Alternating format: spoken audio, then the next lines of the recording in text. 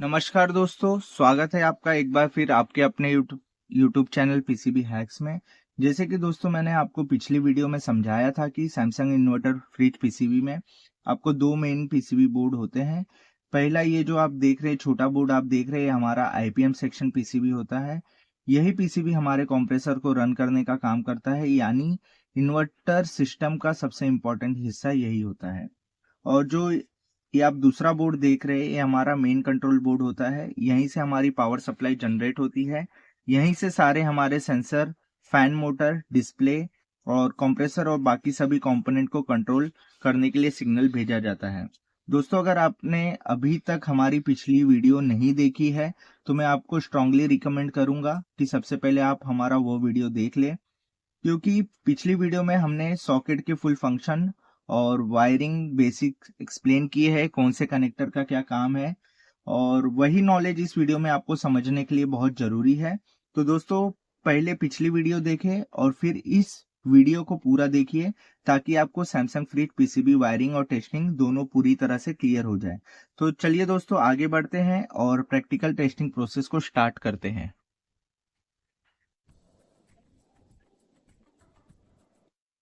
अब दोस्तों सबसे पहले हम इन दो बोर्ड के बीच में हम कनेक्शन करेंगे।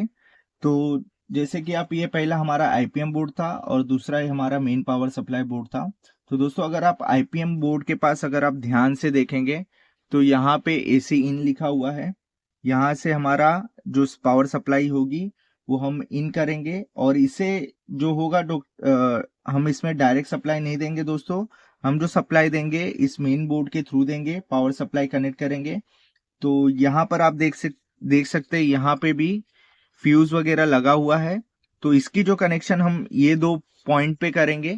ये जो दो पिन देख रहे हैं आप यहाँ पे जो एसी इन लिखा है, और जो हमारा कनेक्शन होगा ये बीच के दो पॉइंट से होगा। ये जो 4 पिन का हमारा कनेक्टर है बीच की 2 पिन होगी उस पे हम कनेक्ट करेंगे। तो सबसे पहले मैं बता देता हूँ किस प्रकार से होगा। यहाँ पर आप देखेंगे ये फ्यूज बना हुआ है।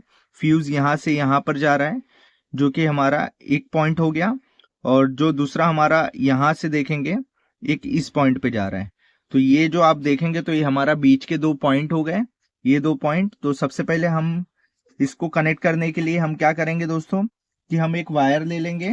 वायर के थ्रू मैं आपको स्टेप बाय स्टेप समझाने की कोशिश करूंगा। इस तरीके से 2 वायर ले लेंगे। तो सबसे पहले हम बीच के 2 पॉइंट पे हम सोल्डर कर देंगे। तो एक पॉइंट हम इस पे कनेक्ट कर देंगे यहाँ पे, और दूसरा पॉइंट हम एक यहाँ पे कनेक्ट कर देते हैं। ठीक स्टेप बाय स्टेप आपको ध्यान से देखना है किस तरह से मैं कनेक्शन कर रहा हूँ। यहाँ पे हमारा बीच के 2 पॉइंट पे हमारा ये कनेक्शन हो गया, हमने सोल्डरिंग कर दिया है। और उसके बाद हम यहाँ पे सोल्डरिंग करेंगे। तो यहाँ पे एक चीज आपको ध्यान देना है दोस्तों, जैसे कि आप इस बोर्ड में देखेंगे ये फ्यूज यहाँ से होते हुए इसमें हमने रेड वायर को कनेक्ट किया है। ठीक यहाँ पे भी हम ये फ्यूज यहाँ पे लगा हुआ है हमारा, ये फ्यूज यहाँ से यहाँ पर जाएगा और ठीक यहाँ से यहाँ पे होके हम इसमें भी रेड वायर को कनेक्ट कर देंगे। तो यहाँ पे आपको रेड वायर को सोल्डर कर देना है, जैसे हम मेन बोर्ड में किए हैं ठीक उसी प्रकार से हमें आईपीएम बोर्ड में भी करना है। तो ये हमारा सबसे पहला कनेक्शन हो गया यहाँ पर। जैसे कि आप देख रहे हैं हमने ये 2 बोर्ड के बीच में पहला कनेक्शन कर दिया है। यहाँ पर दोस्तों हमने फर्स्ट स्टेप कंप्लीट कर लिया है। यहाँ पे हमारा ब्रिज रेक्टिफायर है। तो यहाँ पे हमारा एक पॉइंट जो हमारा अल्टरनेटिंग करंट का दोनों पॉइंट है, यहाँ पर अगर आप ध्यान से देखेंगे तो यहाँ से एक कनेक्शन इसमें कर दिया और एक कनेक्शन यहाँ पे कर दिया है। और जो हमारी मेन पावर सप्लाई होगी ठीक यहाँ पे होगी, जो हमारी एमओवी है यहाँ से हम डायरेक्ट एसी सप्लाई इन करेंगे। और ये जो हमारा पावर हमने दिया है इस आईपीएम बोर्ड को पावर सप्लाई देने के लिए यहाँ से इसका कनेक्शन कर दिया है। अब दोस्तों इस स्टेप में हमने कंप्रेसर सिग्नल को कनेक्टर को कनेक्ट करेंगे। उसके लिए आपको क्या करना है दोस्तों, इस तरह के 4 वायर ले लेना है या आपको सॉकेट बना लेना है, जो भी आपको ठीक लगे उस तरीके से आपको कर सकते हैं।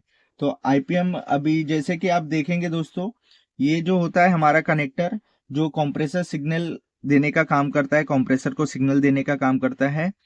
तो जैसा कि आप देख सकते हैं यहाँ कनेक्टर पे 4 पिन का ये होता है और ये आपको आईपीएम बोर्ड में भी मिलेगा और आपको ये मेन बोर्ड के अंदर भी देखने को मिलेगा। ये यहाँ पे आपको मेन बोर्ड में भी देखने को मिल रहा है और यहाँ पर आप देखेंगे आईपीएम बोर्ड में भी देखने को मिल रहा है। यहाँ पे देखेंगे 5 वोल्ट, ग्राउंड, आरपीएम और एफबी लिखा हुआ है। ठीक यही चीज आपको यहाँ पर भी सेम लिखा हुआ कंप्रेसर सिग्नल और फीडबैक वगैरह सब लिखा हुआ देखने को मिलेगा।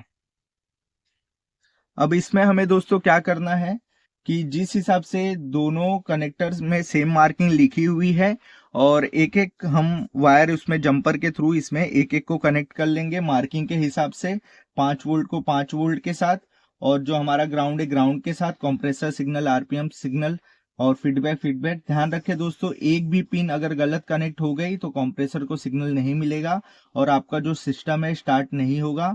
तो ये कनेक्शन आप आसानी से विजुअली देखकर और मार्किंग मैच करके सही तरीके से आप इसमें सोल्डरिंग कर सकते हैं या कनेक्टर बना के यूज कर सकते हैं। ये हमारा सेकंड स्टेप होगा।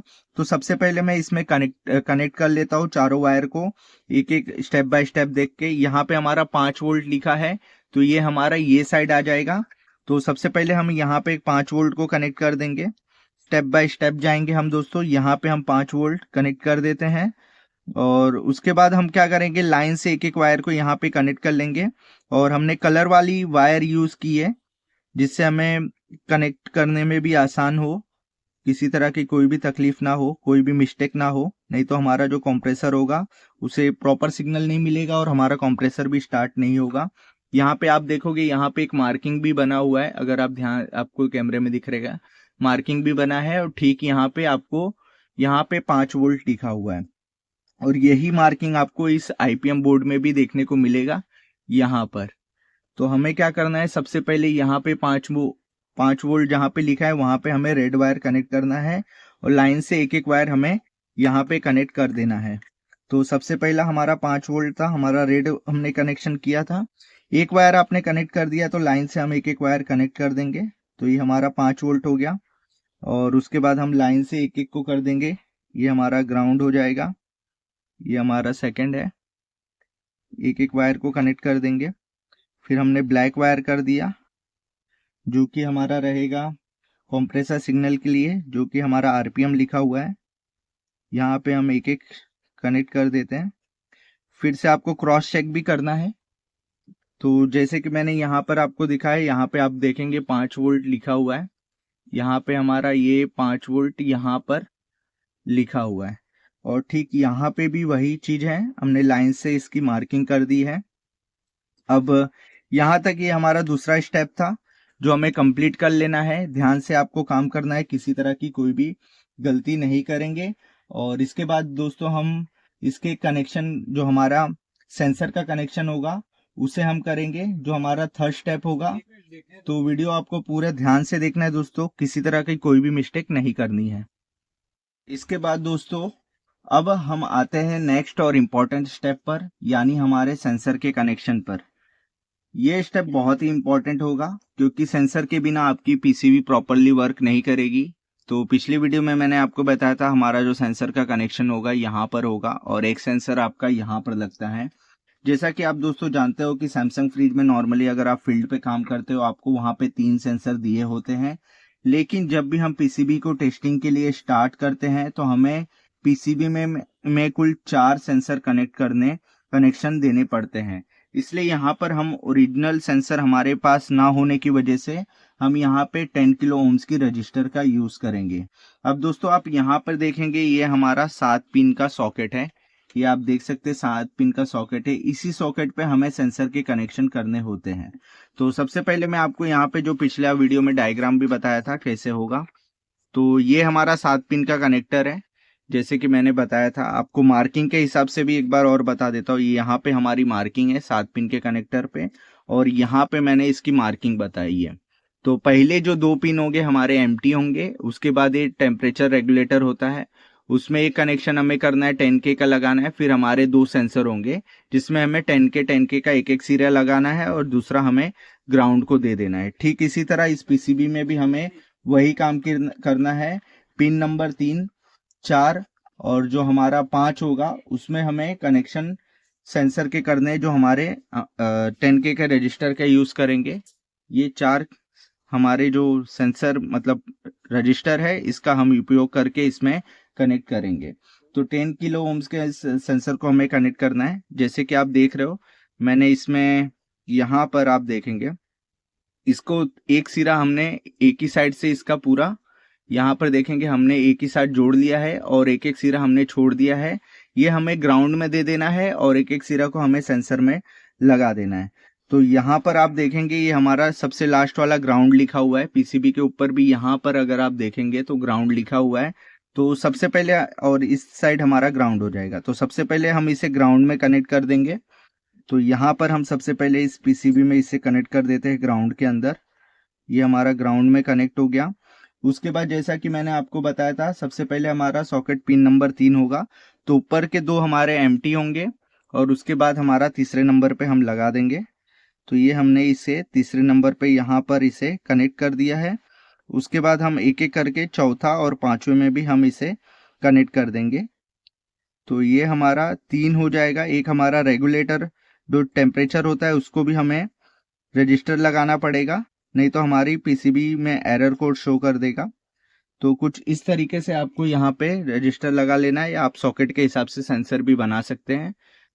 यहाँ पर आप देखेंगे यहाँ पे हमने ग्राउंड कर दिया है और ये 3, 4 और हमने ये 5, 3 में हमने इसके कनेक्शन कर दिए हैं। ठीक इसी प्रकार से आपको भी कनेक्शन कर लेने हैं।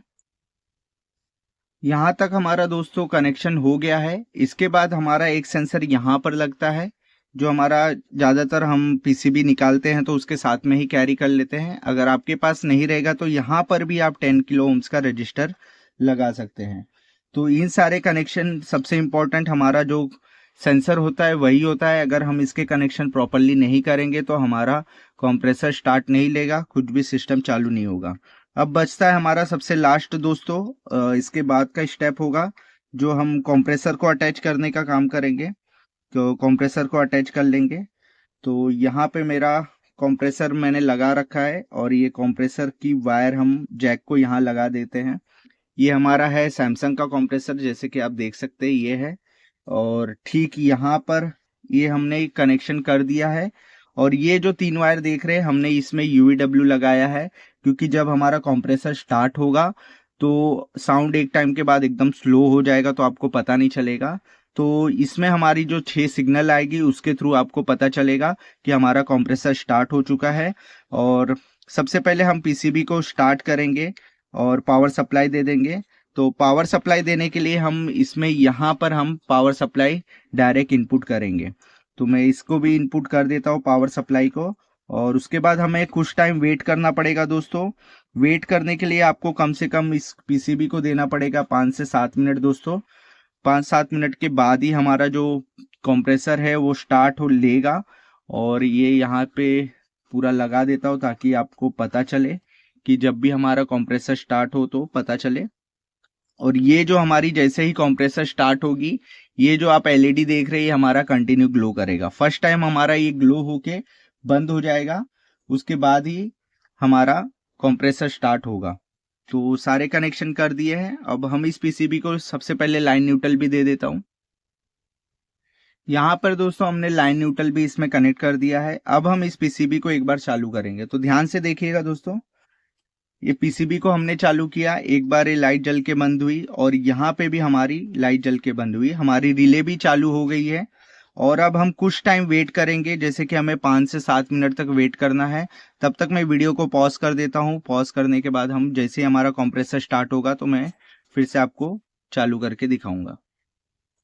दोस्तों जैसे कि आप इसमें कुछ टाइम वेट करने के बाद सभी कनेक्शन सही और सारे सेंसर प्रॉपरली कनेक्ट होने के बाद तो हमारा कंप्रेसर स्टार्ट हो जाएगा। तो आप यहाँ पे देखेंगे जो हमारी मेन आईपीएम बोर्ड है, यहाँ पे हमारा एलईडी कंटिन्यू ग्लो कर रहा है। और जो हमारा कंप्रेसर को 6 सिग्नल जाने चाहिए और 6 सिग्नल भी आ रहे हैं और पूरी तरह से हमारा सिस्टम वर्किंग है। ये जो हमारा एलईडी ब्लिंक कर रहा है वो हमें सिग्नल दे रहा है कि वर्किंग हो चुका है। और जब तक हमारा कंप्रेसर स्टार्ट नहीं होगा हमारी फर्स्ट टाइम एलईडी ग्लो करके बंद हो जाएगी। और जैसे ही हमारा कंप्रेसर स्टार्ट होगा ये हमारी एलईडी कंटिन्यू ग्लो करेगी। इससे आपको पता चल जाएगा कि हमारा ये कंप्रेसर वर्किंग कर रहा है। अब अगर दोस्तों आप में अगर कोई भी सेंसर कनेक्ट नहीं है या किसी भी तरह का सेंसर में फॉल्ट है या कुछ भी प्रॉब्लम है तो यहाँ पे जो 2 एलईडी दी गई है, इन एलईडी के थ्रू आपको ये पता चलेगा कि इसमें कौन सा एरर आ रहा है, और अगली वीडियो में मैं आपको एरर जो होता है कितनी टाइम ब्लिंक करने से क्या कॉमन एरर आते हैं उस एरर के बारे में आपको उसके ऊपर भी एक टॉपिक पे वीडियो बनाकर अपलोड कर दूंगा। तो इस तरीके से आप आसान तरीके से इस पीसीबी को चेक कर सकते हैं। तो उम्मीद करता हूं दोस्तों आपको आज का ये वीडियो पसंद आया होगा और इसमें दी गई जानकारी आपको यूजफुल और प्रैक्टिकल लगी होगी। अगर ये जानकारी आपके काम की है तो इसे अपने टेक्नीशियन दोस्तों के साथ और उन लोगों के साथ जरूर शेयर करें जो पीसीबी रिपेयरिंग सीख रहे हैं। अगर आपने अभी तक हमारे चैनल को सब्सक्राइब नहीं किया है तो पीसीबी हैक चैनल को सब्सक्राइब कर ले, क्योंकि आगे भी हम आपके लिए ऐसी इंटरेस्टिंग और प्रैक्टिकल पीसीबी रिपेयर वीडियो लगातार लाते रहेंगे। तो वीडियो देखने के लिए आपका बहुत बहुत धन्यवाद। मिलते हैं दोस्तों नेक्स्ट वीडियो में एक नए टॉपिक के साथ और एक नई जानकारी के साथ। थैंक यू सो मच दोस्तों। जय हिंद, जय भारत।